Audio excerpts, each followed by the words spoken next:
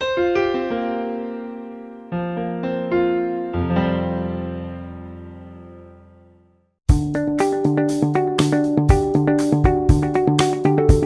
I'm Bill Stanczykiewicz, and this is the first day from the fundraising school. Today we're looking at Giving Tuesday, not just looking back at the remarkable progress this special day is producing in charitable giving, but also looking forward. What can we learn about social media fundraising that you can apply to all of your fundraising strategies? And our guest today is Dr. Una Osili. Una is the Associate Dean of the Indiana University Lilly Family School of Philanthropy, and she also directs all of our school's research efforts, including on this important topic of Giving Tuesday.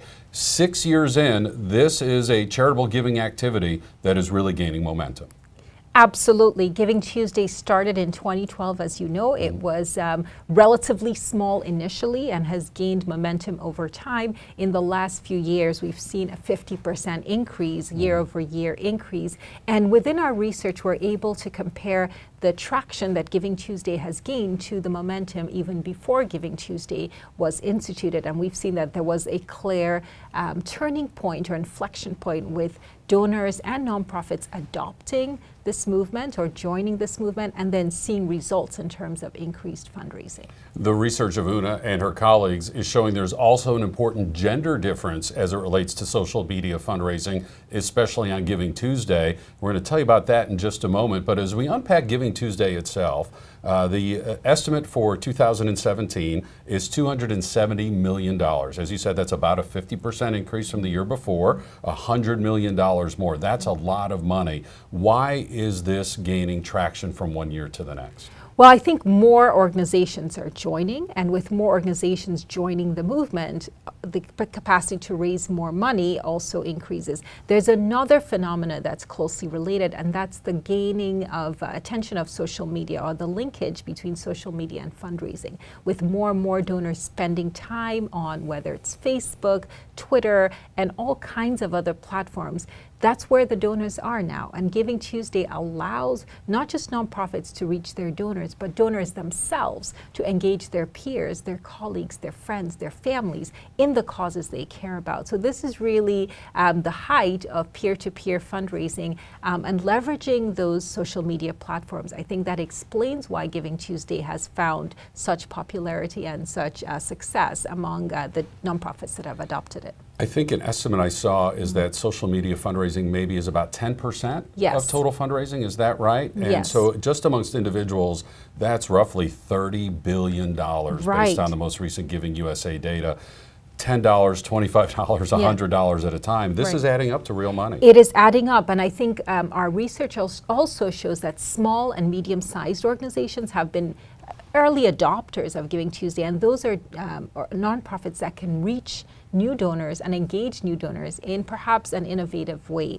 What's also interesting is to see the creativity that many nonprofits are using. So it's not just one campaign or one size fits all, but also using Giving Tuesday to reach different segments of donors, younger donors, first-time donors, donors who may not be as actively involved. And some organizations are actually using it to reach out to their supporters, so to gain volunteers or advocates for their causes.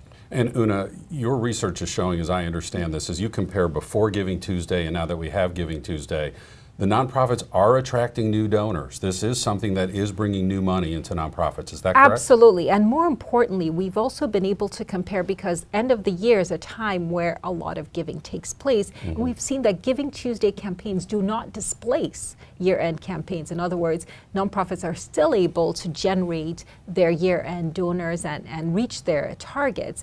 Giving Tuesday doesn't knock those targets down. So I think that's important to note. So Giving Tuesday is gaining momentum, and it also shows how social media fundraising overall is gaining momentum, but there is brand new research that you need to incorporate in your fundraising to make sure you're maximizing these opportunities in social media, and this relates to gender. What have you found?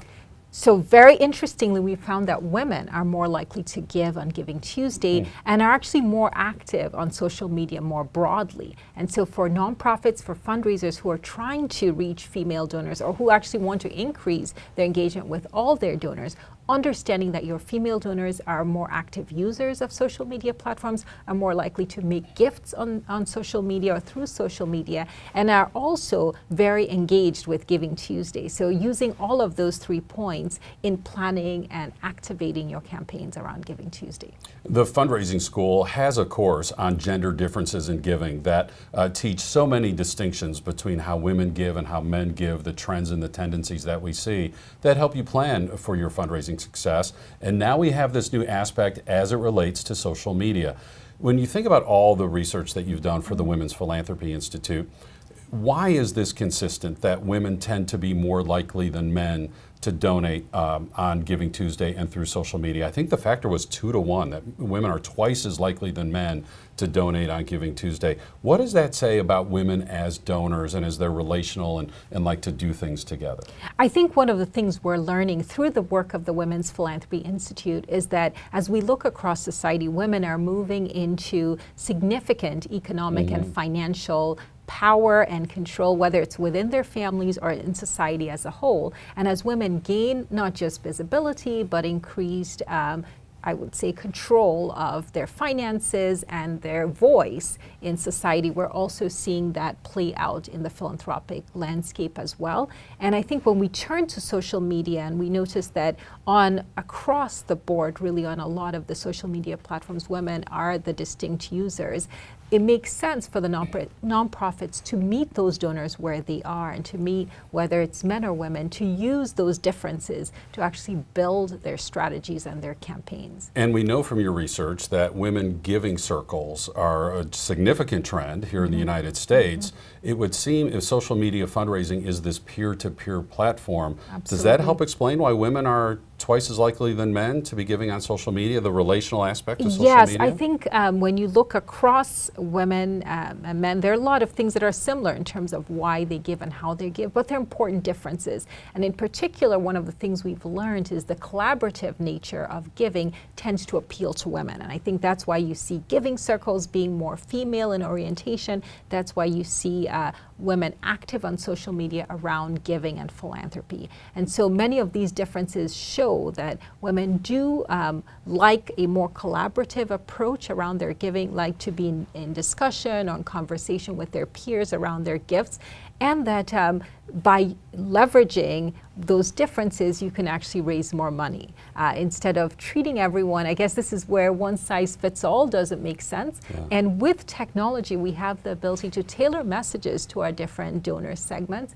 And many fundraisers, I think, are already doing that, but some have not yet realized the kind of power that technology allows us to reach donors where they are. And I think the strong message coming out of the research around Giving Tuesday, but perhaps more broadly, is the need to actually understand the donor's preferences and then tailor your engagement opportunities, your appeals, and a broader donor relationship around those donor preferences. And as we want fundraisers to use this information to increase their fundraising, it would seem one takeaway is for the nonprofit not to always be the sender of the request and the messages, but could they be asking their women who are volunteers and their women who are donors to reach out to their social media groups to invite them to join them. If women are highly relational overall in their charitable giving, and we're seeing this in social media, it would seem that nonprofits would be wise to invite their female donors to make those requests through their networks. Is that right?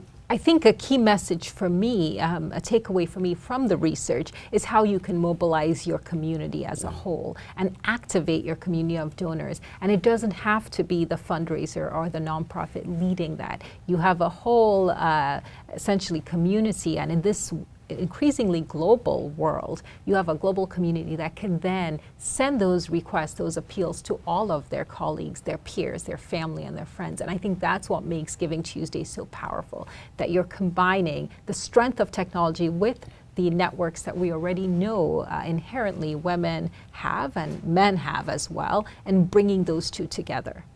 Here at the Fundraising School, we have a course on digital fundraising. We only offer it online on purpose, so you can go online and learn about digital fundraising. As I mentioned, we have that course on gender distinctions in charitable giving that you can take advantage of as well. And of course, there's so much more information on our website, which is philanthropy.iupui.edu. You'll find information from the Fundraising School, but also all of our research that Una and her colleagues are conducting that is translated that you can use in practical ways for your fundraising strategies. I'm Bill Stanczykiewicz, and you are more informed on this first day from the Fundraising School.